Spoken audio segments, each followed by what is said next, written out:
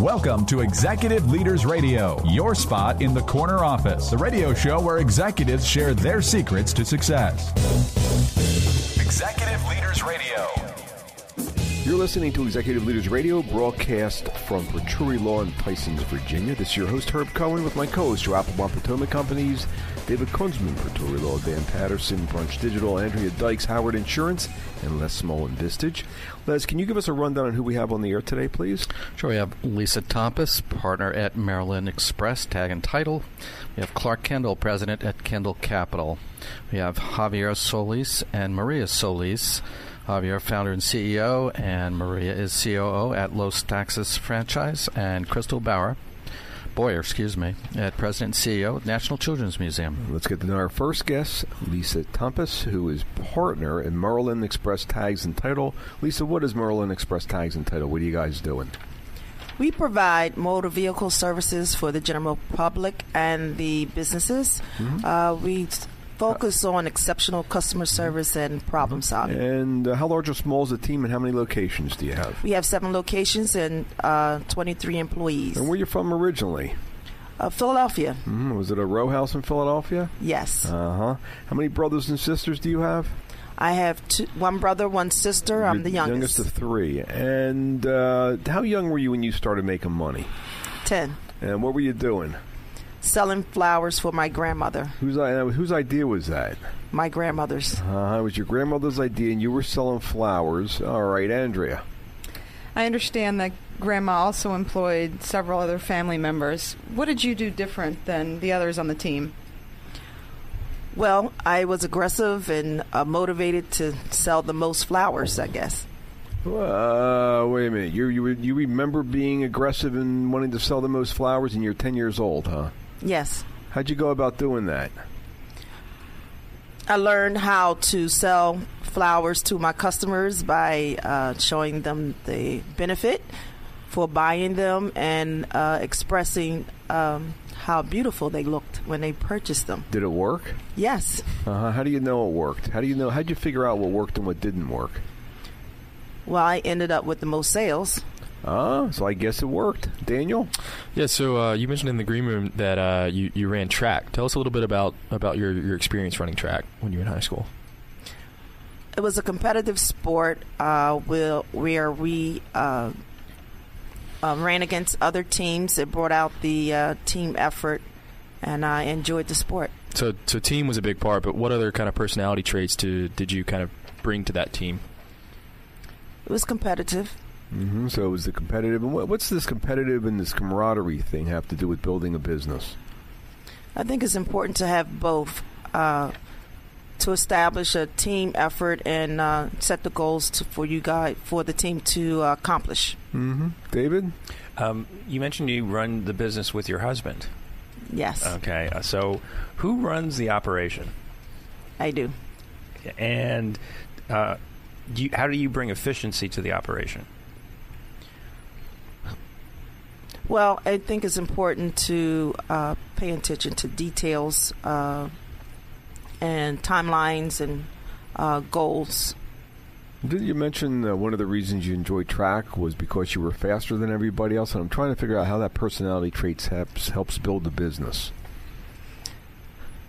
Well, not faster than everyone, but I did participate. I always want to pull my own weight, so I like being a part of the team effort and achieving the goal. You like being part of the team effort and achieving the goal. All right. And does that play into your building the business? Yes. What do you mean? We stress at our company that everyone plays an important role at the company, no matter how big or small. Mm-hmm. It's a joint effort. In order for us to be successful, we all have to participate. Mm-hmm. Andrew, did you have a question about Mom or some other thought there? Yeah, Mom worked for the government, but later in life she decided to become a pastor. What do you bring to work as a pastor in your day-to-day? Well, I think morals and ethics are very important in the business world as well. Integrity is very important, and I think that helped me to be more profound in that area.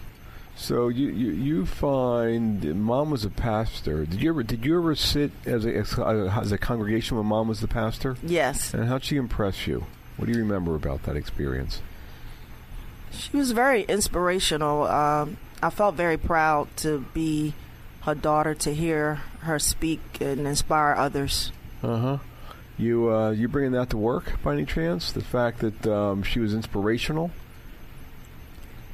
Yes. Mm-hmm. We do try to inspire our employees, bring out the best in them, try to set the example, because we want them to succeed, so we have to set that bar and set the example as well. Daniel? So we know that your grandmother kind of got you into the flower selling business, but what else did your grandmother teach you growing up? Well, she was her own person. She thought outside of the box. She went against the grain because she had other businesses as well. So she didn't let limitations. She didn't have self-imposed limitations. Sure. And, when you mentioned that she took you guys to kind of operas and plays growing up, why was she doing that? Just for the exposure, to give her a different perspective of life, and a different than what she was raised with. Sure. Do you think those kind of different perspectives that you were taught from an early age, how does that affect how you run your business nowadays? We also try to think outside the box, give different perspectives, look at the business in various ways, be creative, and marketing strategies have been enhanced by that thought process. Uh-huh. So, is your mom aware? Is your mom still around nowadays? Yes. Uh-huh. Does she know what you're doing for a living? Yes. Is she surprised? Yes. Why? She believes in just, she's not a real big risk taker, so she believes in, working for a living, which is fine. So she didn't really think I was going to make this step. Uh-huh. So, do you think business is risky? Yes. Uh-huh. Why? It's a chance that you do take. There are no guarantees, and you're your own success or your own failure, so you're not relying on anyone else. Uh-huh. So. Uh-huh. Interesting. Les, what are you thinking? Yeah, what's the youngest of three? What impact does that have in terms of the pecking order in your family? Yeah. Some said I was spoiled. Spoiled, meaning what? I got my way, or got to do things that they weren't allowed to do, but I never felt that way. So how did you feel? I felt I had a lot to prove, because I was the youngest. I have shoes to fill with my brother, my sister. They, had their own lives and paths that became successful. So I had a lot to look forward to trying to achieve. Mm-hmm. How's that affecting your building this business? I guess the same as always trying to do more. Want to be better. What do you mean always trying to do more? What are you talking about? Trying to be the best. Just want to be better than I am. So it's always, you're competing against yourself, it seems. That's what I was picking up. You're competing against yourself. So that's one of the reasons you want to keep building the business? Yes. How high is up? What's good enough? It's a journey. I don't know if I ever will. I mean, you have milestones in life I think you achieve, but you always can go higher. So you really are competing with yourself. How much better can you be, and how much further can you build the business? What's the best part about running your own business? What's the best part of that? Being your own boss. Mm-hmm. I do like that. What do you like about that? You control it. You can determine. You make your own, set your own plan, your own ideas, and it's up to you. You take full accountability and responsibility for it. Mm-hmm. How do you teach that to your daughter? Mm-hmm. Definitely teach that responsibility and accountability. I teach her to be her own person. However, she is always have to be accountable for her own actions. Mm-hmm. What's the website address of this organization known as Maryland Express Tags and Title? mdexpresstags.com. We've been speaking with Lisa Tompis, who's partner in Maryland Express Tags and Title here on Executive Leaders Radio. Don't forget to visit our website. It's executiveleadersradio.com to learn more about our executive leaders. That's executiveleadersradio.com to learn more about our executive leaders. We will be back in a moment, right after this break. Want to help building your business with help from this show's CEOs? Our CEOs can help you uncover more opportunities, grow your sales, connect you, help you raise money, all the big issues, because our CEOs have been there and done that. They've succeeded in creating millions of jobs and earning millions of dollars, and some are available to advise you. Now, email mentors@executiveleadersradio.com. That's mentors@executiveleadersradio.com. The same CEOs you've heard on this show for 10 years may be willing to help you build your business, uncover new opportunities, grow your sales, connect you, help you raise money, all the big issues, because our CEOs have been there and done that, succeeding in creating millions of jobs and earning millions of dollars. And some are available to advise you. Now, email mentors@executiveleadersradio.com. That's mentors@executiveleadersradio.com.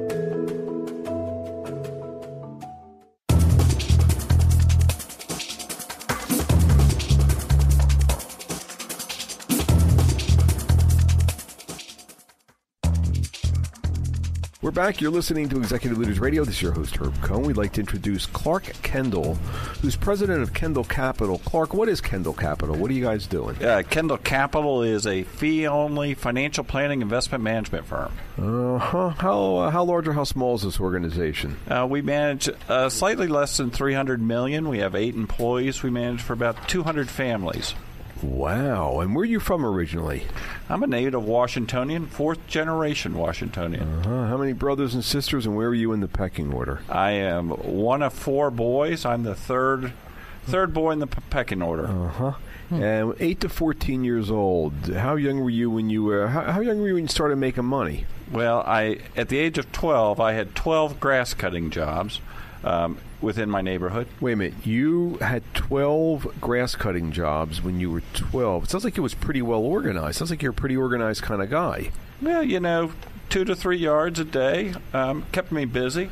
But, it only took about 2 hours. So it sounds like you also are pretty good at measuring things and monitoring things. Tell me, what would you do with that money? Well, back in the 70s, only made $5 a yard, and took me a couple of weeks, but then I had the coolest Schwinn bike in the neighborhood after about 2 weeks. And then I started putting it into the old savings account. And then what happened? Well, then my dad saw that I was putting money into the savings account, and he introduced me to buying stocks. And so at the ripe young age of middle school, I was going to shareholder meetings and talking about return on equity and dividend yield. You went to shareholder meetings when you were a teenager? I did. I went alongside my dad, and it was interesting. I learned a lot. What's that have to do with what you're doing now? Oh, it looks like it has everything to do with what you're doing nowadays. What's the connection there? Well, the connection, it was a passion. It was really a passion of understanding how the equity markets and financial markets work. And I really went to college, and after college, followed that passion. Andrea. In the green room, we were talking about your brothers, 3 of 4, and they're all very different, but you mentioned they're all very successful. How do you define success? Well, that is, a difficult question. And you'd think in the financial business, you'd measure it quantitatively. But I think success is making a difference in other people's lives. And you can do that. One brother is a fireman and an EMT, and Lord knows he does that on a daily basis. He's repeatedly making a difference in people's lives. Tell me more about success in your life and in your business. Well, the success is, I think one of the great success I have is the ability to look at life backwards. And many a times I've sat next to a client or at a client's actual funeral, and when children have come up to me and said, you know what, you made a difference in mom and dad's life because they enjoyed the last 20 years of their life. They gave money to charities.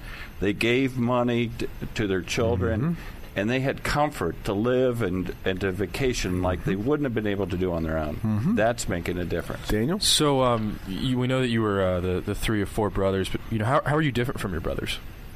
To say I'm quite frankly different, I mean, I think we all have the passion for helping other people, but we've all followed different passions. One, as I mentioned, is a fireman. One's an accountant. But you're not seeing a lot of real differences there. You have with you Nina Smith. Nina, what is your role in the organization? I'm the marketing manager at Capital. Tell us a little bit about, I get the sense that Clark's the kind of guy that, likes oneness as opposed to separation, and as opposed to finding differences, finds similarities. How's that affecting him building the business, considering you're working in the business? It absolutely trickles into the business. There's 8 of us. We all have different backgrounds, different skills, different career levels, but he treats us all the same. It trickles into us, and we treat each other the same, and we all have the same common goal of growing the business, treating our clients well, and enjoying the journey. So it sounds like it's a pretty tight-knit team. It is. It's 8 of us, as I said, and all different ages and backgrounds, but very tight. He's able to weave it all together. David, what are you thinking? Question, what is the difference between middle class and middle class millionaire, Clark? I think the difference between a middle class millionaire comes down to their heart. Middle class millionaires are determined to make a difference in somebody else's life, and we see this. They start saving 529s to send their children to college.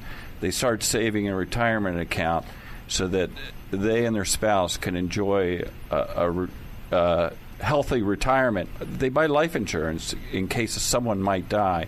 I think that is the thought process. They're disciplined. They forego current consumption, to have financial security to meet their long-term goals and objectives for other people. Lester?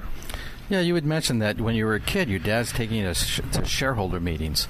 So he was also in investment management? No, Dad was in the computer data processing business, and he was adamant about none of us working for him. Why was that important for him? It was important for him because he wanted us to follow our passion. He didn't want us to go into the data processing business because he was in it. So you didn't even have a chance to work with him? Never had the chance to work with him. Huh. And Mom, what was she doing? Mom was a full-time mother who raised 4 boys, and she'll tell you that was a time-and-a-half job for her. Yeah. So what do you take from both of them that you apply today? First of all, I live by the philosophy, success is not a destination, it's the journey, and to enjoy the journey. Secondly, success is measured not by your bank account, but here again, how we can make a difference in other people's lives. Whose voice is that we're channeling? I think that's a voice of both my mother and my father. Yes. Daniel, what are you thinking? I'm kind of curious. You mentioned some of your favorite interview questions. What's one of those that you like to ask potential employees? When hiring potential employees, I've been told by Nina and the crew that I'm a tough interviewer. I do look for 2 things. One is you need a technical skill, whether that's the financial planning or the investment management. But you also need to have in your heart that you're a giver. I'm looking for people that are passionate, that will help out with the PTA, that will... Why is that important to you? Because if you have an employee that just focuses on themselves, that doesn't create a successful organization. If we can take care of other people, the business will grow and money will come to us tenfold. Clark, are you married? I am married. Do you have any kids? We have 4 children. Wow. What kind of similarities do you see between being a father and being the president of this company? I think also I consider myself just kind of an advisor to kind of push them and show them confidence that they can reach their goals. Are you talking about your kids or your team? Actually, it's both the same. It is very much a similarity.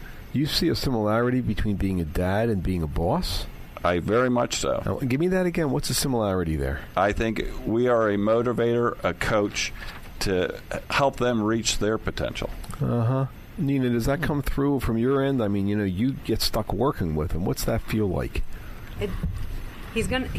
Clark's gonna say I'm brown nosing because I tell him this all the time, but it definitely comes through, and I can speak for the rest of my team and honestly say we love working for him and learn so much. Well, wait. When you say you love working for him, so you guys have a personal relationship? I thought business was like blood and guts, but you have a personal relationship?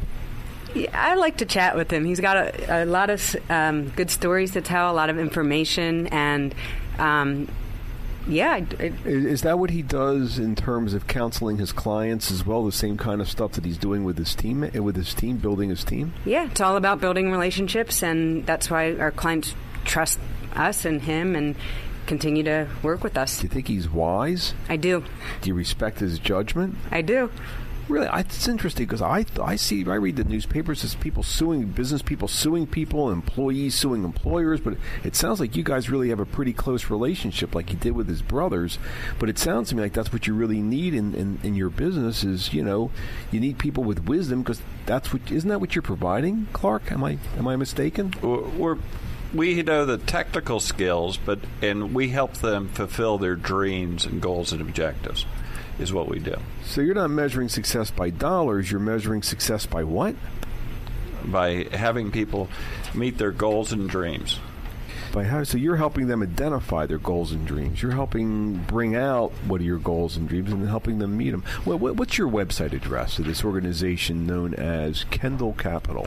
It's kendallcapital.com, and also on Amazon is The Middle Class Millionaire, Simple Strategies to Grow and Enjoy Your Wealth. Let me have the name of that book that you recently wrote again. The Middle Class Millionaire, Simple Strategies to Grow and Enjoy Your Wealth. We've been speaking with Clark Kendall, president of Kendall Capital, here on Executive Leaders Radio. We'll be back in a moment right after this break.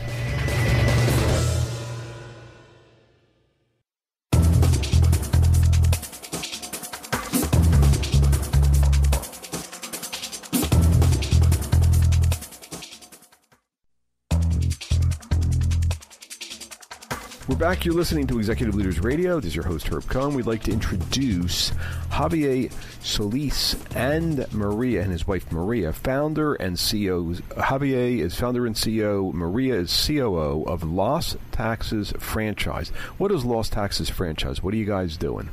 Well, Los Taxes is the first Latino franchise of income tax preparation in the nation. We basically provide all the tools, the resources for anybody to just prepare taxes. And how large or small is your organization? We have 40 units in 9 states. 40 franchises in 9 states. And where are you from originally? I'm from Ecuador. How many brothers and sisters? I have one big brother and younger sister. An older brother and a younger sister. All right. Andrea? Javier, you studied computers in college. How did you end up in the tax preparation business? Well, first year that I came in December, I saw this 1040 booklet, and I became very interested. So I started doing by hand my uncle's taxes, my mother's, back in the days, and I liked it. I liked the challenge of following all the directions on the form. Mm-hmm. Daniel? Yeah, so we know you came to the U.S. When you were 22. Why exactly did you come to the U.S.? Well, my mother was here, and it was a family decision that between my brother and I that she needed to come back to Ecuador because she was going through a lot of Why did she come? Why was she in the United States to begin with? We were not financially stable, and she came to give us a better life. So your mom came to the United States alone in order to be able to earn money to send it back to Ecuador? That's correct. And you came to the United States to what? Come get your mom? Yeah, the plan was to stay here, work, and she will go back to my family. So you were trying to kind of take over the burden from your mom having to provide for the family, and you wanted to take that on instead. Definitely, yes. David? When you came to America, you started working in a restaurant, and something happened. Tell us about that. Well, yeah, I had to take that job, and that was something that people told me, whatever you're going to work, tell them that you know. And I didn't even know how to map. But they told me, you know how to do this? Yes, I know. And I had to learn. But there was this, the manager, a very compassionate person that really liked me because, well, I he had some issues with the computers, and since I graduated in my college, I'm in my country from computers, I helped him with all these things. So he kind of saw that I was a little different, and was really nice to me. And what did you do differently at that job than others? I was supposed to fix the store with all the food cans and the freezer, but it didn't take the 8 hours to do that. So once I was done, I went to the kitchen to help the chef, to help everybody, and I became knowledgeable of all the different stations in the restaurant. So when anybody will be absent, I will cover that. Did you get paid extra for doing all that other stuff? No. You could have gone outside and been smoking cigarettes or something. Why'd you do that extra work without getting paid anything more? I was bored, and I knew that other people would just go to the storage area and so sit your there. nature, you like working. Yeah. David, what else are you thinking there? You mentioned you had another mentor in your life, and that's life itself. It was not easy to come to a system where you don't know the language, you don't know the system itself, you don't know the government, and then you are nobody, because I mean, people just mind their own businesses, and they don't care what you need. They don't care so you why learned you came the hard here. way. Maria, where are you from originally? I'm from El Salvador. How young were you when you came to the United States? I was 16. Why'd you come to the United States? Civil War. El Salvador suffered almost 22 years. What was going on there? What did you see? Well, I saw a lot of these people killing people, taking us to the park and showing us what they've done if we didn't do whatever they said. So you were 16 years old. You came to the United States in November, if I remember correctly, and you went into high school. I did. So English was not your native language. Spanish was. So you started school in November. Your native language being Spanish, that must have been pretty difficult. It was. It was very challenging. What did you learn from that experience? Has anything to do with building a business? Definitely, it was a teaching experience for me, for life, because I had to adjust. So whatever it's put in front of me, we just have to adjust. Like you said, English was not my first language, so I had to adjust and learn as quickly as I could. I understand that earlier we were talking, and Javier told us that you pray, and I'm trying to figure out what's that have to do with building a business. It's everything to me. It's everything for us now, and because it gives us wisdom. I was brought up having God in my heart, and that whatever decision we make, so we always pray. Even when we do any event at the corporate level, we encourage all the franchisees also to pray before we eat, pray before we make any decisions. So it is a fundamental thing in our lives. Prayer is. Yes, it is. Lester? Yeah, let's come back to Mom. She was working 3 jobs, sending money back, and you come over, and you want to take her place in essence and enable her to go back. Did she, in fact, go back? No, she stood with me. We moved to a basement. We were in one bed together because we didn't make it enough money. But she was with me for 5 more years. And she will come to college with me, to the student activities and all that stuff. So we became a couple. You guys, you came to America. You guys didn't have any money. You moved into a 1-bedroom apartment. You slept in the same bed because you didn't have any money. Well, is your mom aware of what you're doing nowadays? Oh, she is, and she cries all the time, because we went through much. I wish it was an apartment. We were in the basement of one of these big old buildings in the Bronx. Is your mom's in the United States? She is in my country, in Ecuador. In Ecuador. Has she been to your office? No. How do you think she'd feel if she came to your office? Well, she sees all the interviews I've been in TV. How do you think she'd times. feel if she came to your office? Oh my God, she will cry because she will never thought that one of her sons will do what I'm doing now. What's the similarity between your mom and your wife?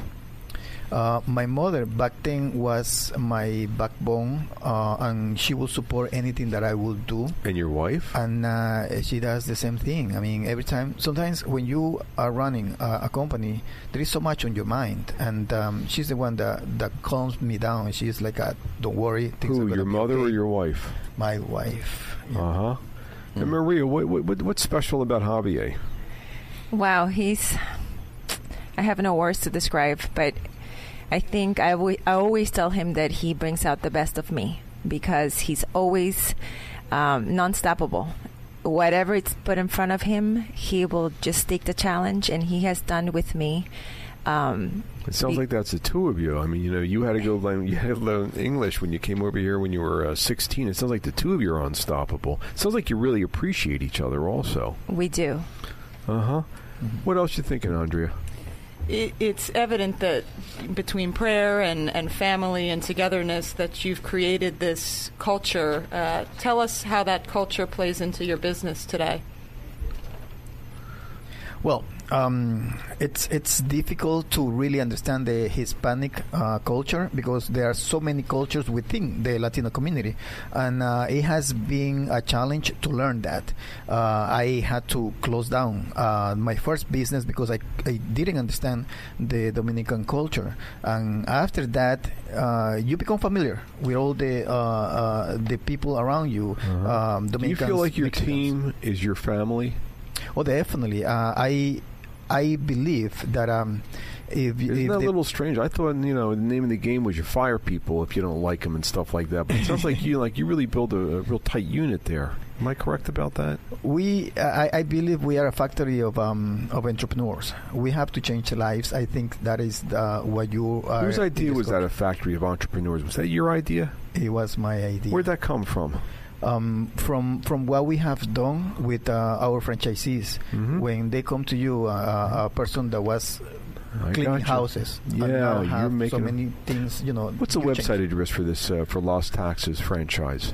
It's lostaxes.com. Spell that one more time. lostaxes.com. We've been speaking with Javier and Maria Salas.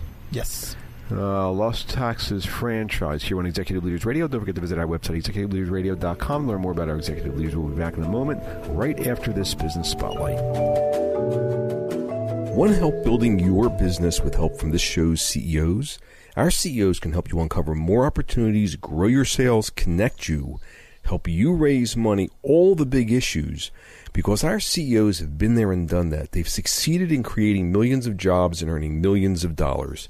And some are available to advise you. Now, email mentors@executiveleadersradio.com. That's mentors@executiveleadersradio.com.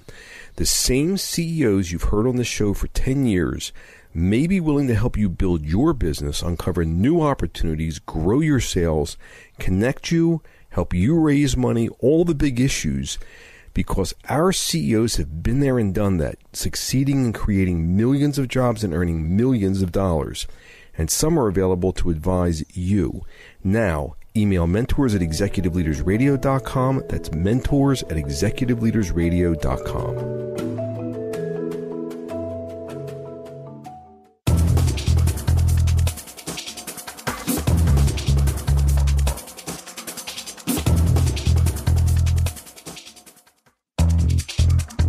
We're back. You're listening to Executive Leaders Radio. This is your host, Herb Cohen. We'd like to introduce Crystal Boyer, President and CEO of National Children's Museum. Crystal, what is National Children's Museum? What are you guys doing? Well, National Children's Museum will reopen this fall, November 1st, at 13th and Pennsylvania Avenue in downtown D.C. It will be a 30,000 square foot facility that is focused on teaching STEAM to children and will reach 500,000 children a year. 500,000 children. Where are you from originally? I'm originally from Missouri. I grew up on a farm in the middle of Missouri with 4 brothers, a sister. My dad had corn, soybean, cows. We had a couple of every animal. We called it Noah's Ark. Okay. Who's got the next question here? Crystal, how young were you when you first started making money?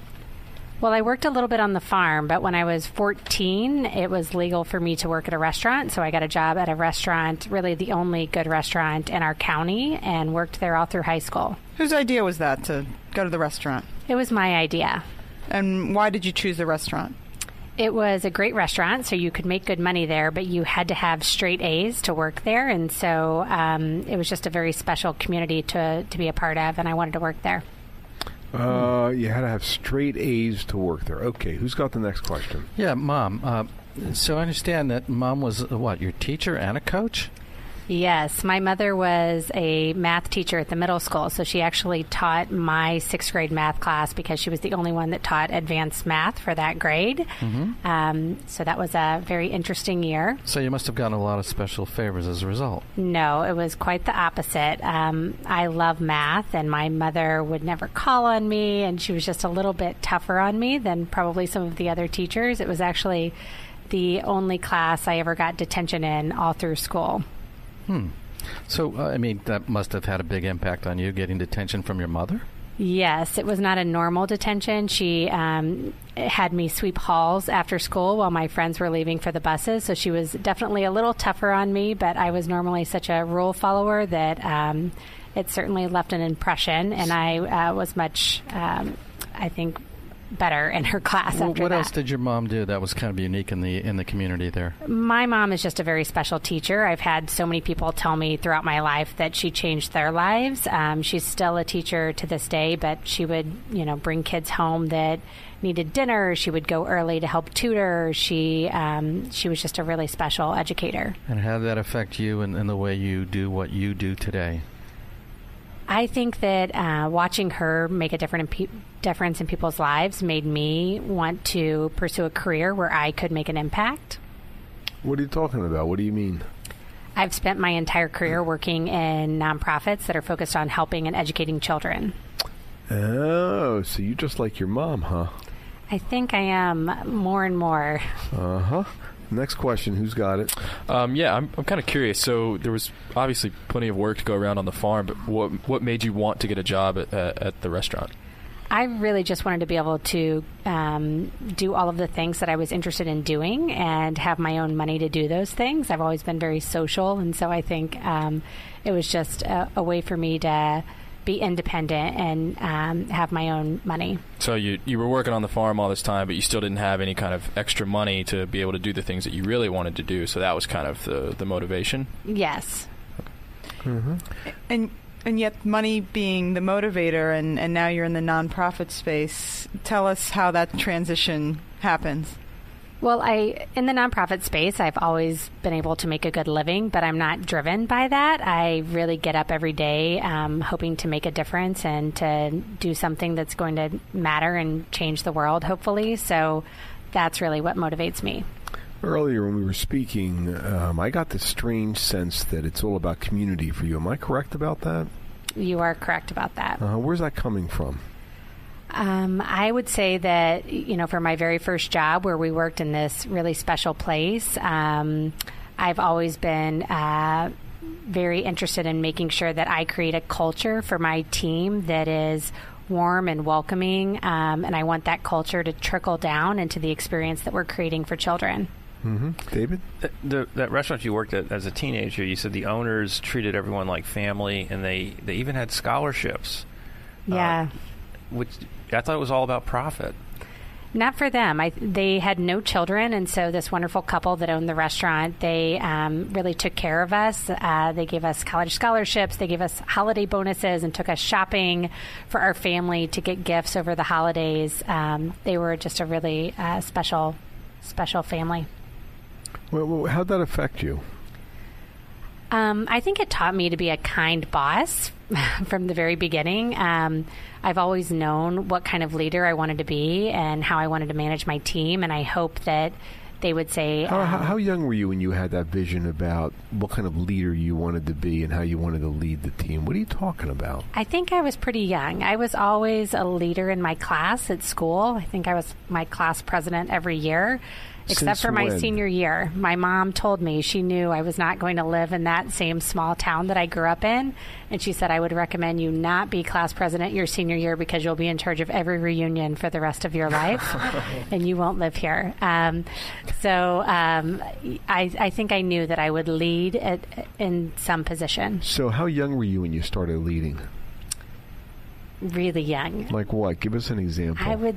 I can remember in third grade being on the Odyssey of the Mind team, which was an interesting sort of competition for students at our school. Mm-hmm. And what was your role in that?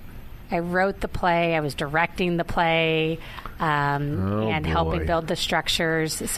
What's the similarity between that personality trait of writing the play and directing the play and being the president and CEO of the National Children's Museum?